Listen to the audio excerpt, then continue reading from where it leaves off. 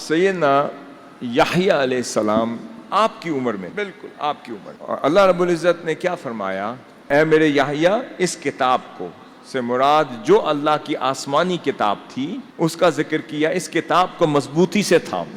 اس کا کیا مطلب کہ بڑی زور سے کھینچ لیں، پکڑ لیں کہ کوئی آپ سے کھینچ نہ سکے؟ اس کا مطلب اس پہ عمل کریں، جس چیز سے اللہ تعالیٰ نے حکم دیا ہے اس پہ عمل کریں، اور جس سے منع کیا ہے اسے چھوڑ دیں۔ ہم نے انہیں نبوت کا فیض بچپن سے دیا تھا۔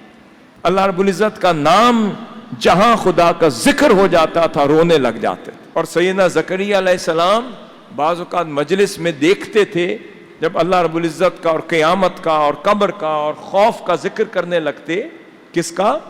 خشیت الہی کا، خوف کا، قیامت کا، قبر کا، عذاب کا ذکر کرنے سے پہلے دائیں بائیں دیکھتے کہ کہیں یحییٰ تو نہیں بیٹھا، کیونکہ انہیں پتا تھا کہ اگر میں نے خوف الہی، خشیت الہی، محبت الہی کا ذکر کیا تو یحییٰ علیہ السلام کی ہچکی بند گئی، رونا شروع ہو گیا تو پھر وہ رک نہیں سکے گا۔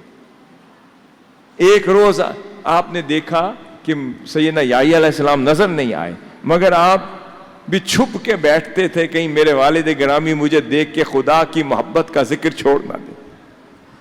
تو ایک روز آپ نے ذکر کیا اور آپ نے سن لیا، اور اتنی ہچکی بندی کے ہزاروں قطار رونا شروع کر دیا، اور اتنا روتے گئے، اتنا روتے گئے، اتنا روتے گئے کہ پھر وہاں پر کسی غار میں چلے گئے اور رونا شروع کر دیا، دن اور رات روتے چلے گئے، یہاں تک کہ آپ کی والدہ اور سیدنا زکریا علیہ السلام کو ڈھونڈتے ڈھونڈتے اس غار کے دہانے، اس کی دہلیز، اس کے دروازے تک پہنچے، اور وہ رو رہے تھے، اور آپ نے سمجھا کہ ملک الموت میری روح قبض کرنے کے لیے آ گیا۔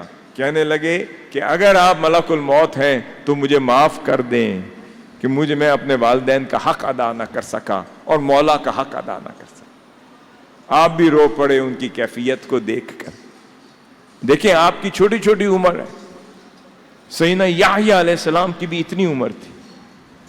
جب ان کے دوست ان کو کہتے تھے کہ یحییٰ علیہ السلام چلیں، آئیں کھیلنے کے لیے چلتے ہیں، آئیں کھیلنے کے لیے چلتے ہیں، تو آپ فرماتے ہیں کہ میں کھیل کود کے لیے پیدا نہیں ہوا،